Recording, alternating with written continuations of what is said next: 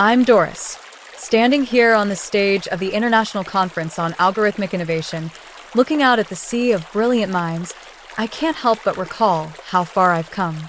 Just moments ago, I watched as Mark Thompson, a man who had stolen my thunder for 12 long years, crumbled under the weight of his own lies. It all started when I walked into Mark's office on the 42nd floor, resignation letter in hand. Mark, a 55-year-old with a head of graying hair and a penchant for expensive charcoal, gray suits that probably cost more than most people's monthly rent, sat behind his desk. He looked at me with that smug expression, the kind of look that said he thought he held all the cards. "Good luck finding another job in tech," he sneered, laughing so hard that his coffee mug rattled on his desk. I had worked for him for 12 years as his so-called senior analyst. All those years, I watched him present my revolutionary data optimization algorithms at industry conferences, board meetings, and tech summits as his own masterpieces. The entire tech world knew Mark Thompson as the visionary genius who had transformed 3 major industries with his groundbreaking algorithmic solutions. Little did they know that I had written every single line of code. I stood there, holding a simple cardboard box I had grabbed from the supply closet. Mark glanced at it with a hint of curiosity. "What's that?" "Your personal trinkets," he asked. "My backup drives," I replied calmly.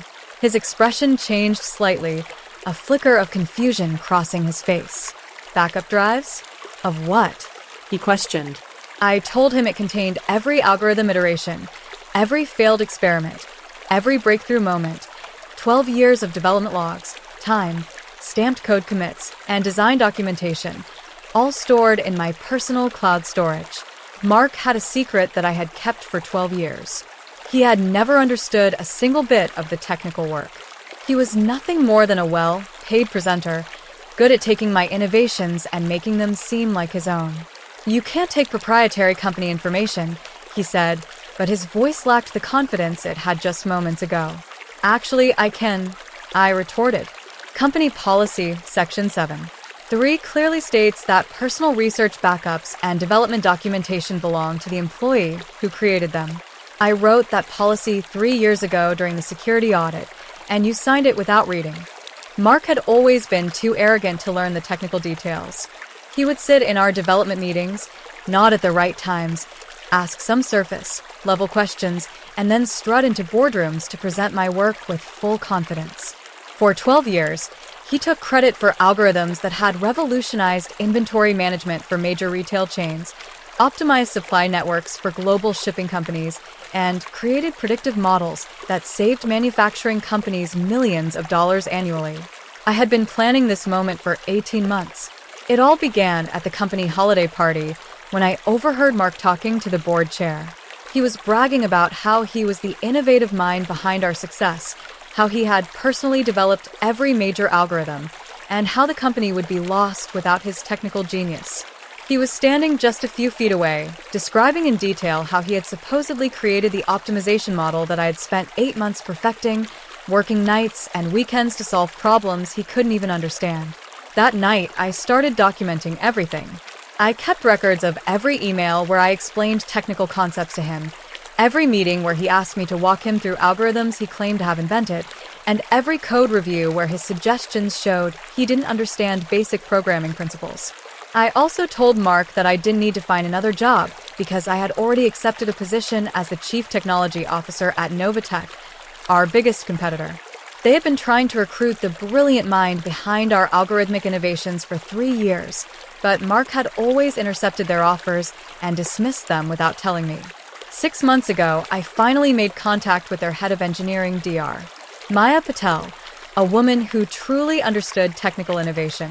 Mark tried to stop me, saying there were non-compete clauses, but I knew those applied to him, not me.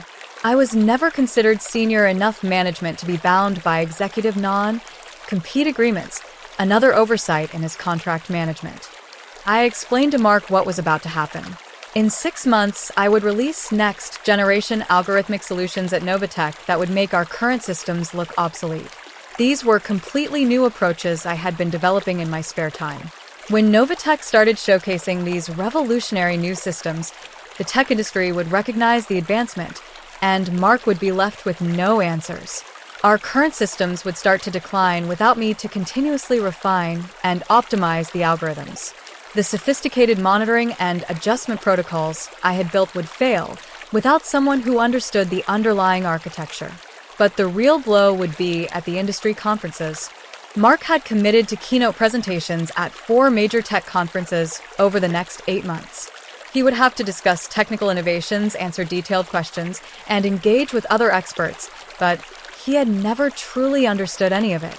I had always prepared his presentations, written his talking points, and even fed him answers during question and answer sessions. Mark tried to threaten me, saying that taking the backup drives would destroy my career. But I told him I was taking my own work. Dr. Patel had already put me in touch with patent attorneys who were interested in reviewing my documentation. There were 18 different algorithmic innovations patented under Mark's name, but I could prove that I was the actual inventor. The timestamp development logs clearly showed my progression of innovation, and there was no input from Mark beyond approving the final implementation. Mark sat back down, realizing the catastrophic financial consequences if the patents were challenged. The company could lose its intellectual property portfolio, licensing agreements could be invalidated, the stock value could plummet, and his reputation would be in ruins. "What do you want?" he asked quietly. "I don't want anything from you, Mark. I'm just leaving," I said. "But you should know what's coming." As I walked out of his office, past the hallway where I had spent 12 years being invisible, past the conference room where Mark had presented my work to countless executives, I felt a sense of liberation. My phone buzzed with a text from Dr. Patel. "Legal has reviewed your documentation. Patent attorneys want to meet next week. This is going to be bigger than we thought." 3 weeks passed, and I watched Mark's world fall apart from my new office at Novatech. Dr. Patel had given me a corner suite on the 38th floor with a view of the city, a team of 12 brilliant engineers, and a development budget 3 times what Mark had ever allocated for innovation. Meanwhile, Mark's social media presence started to crumble. His daily posts about innovation, philosophy, and technical breakthroughs, which had once built his reputation as a thought leader, became increasingly desperate and shallow. The tech community began to notice, and comments on his posts shifted from respectful to skeptical. 2 weeks after I left, Mark was scheduled for a panel discussion at a regional tech summit. I watched the live stream from my office. When the moderator asked him about recent developments in machine learning optimization, he gave a rehearsed answer that sounded like it was straight out of a textbook. When asked for a specific implementation example, he paused for 15 seconds before giving a generic response. The other panelists were clearly confused, and Dr. Emily Chun from Stanford started to question his knowledge. The night before the International Conference on Algorithmic Innovation, Mark called me. His voice was broken, a far cry from the confident executive I had worked for. "Doris, please, I need your help. I can't do tomorrow's presentation without you," he pleaded. I told him that after 12 years of presenting my work, he should be able to explain it himself. He finally admitted that he had never understood any of it. The next morning, I sat in the front row of the conference, surrounded by the most brilliant technical minds in the industry. Dr. Patel was beside me, along with our entire engineering team. Mark walked onto the stage, looking nervous.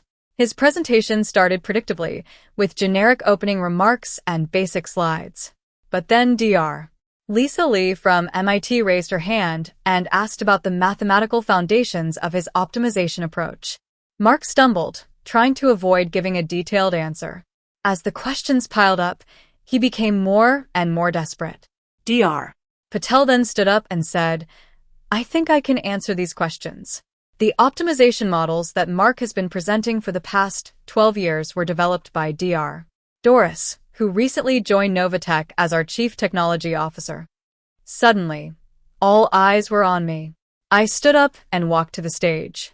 I began to explain the mathematical principles, the computational complexity analysis, and the innovative solutions of the algorithms that had revolutionized 3 industries.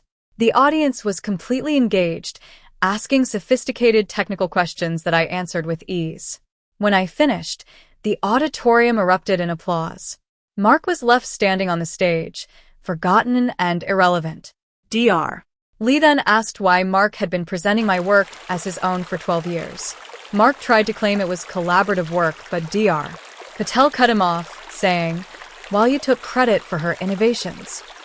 The tech journalists in the audience realized they were witnessing the biggest fraud scandal in industry history. Phones were out, live streams were broadcasting, and social media exploded. Mark's reputation was destroyed.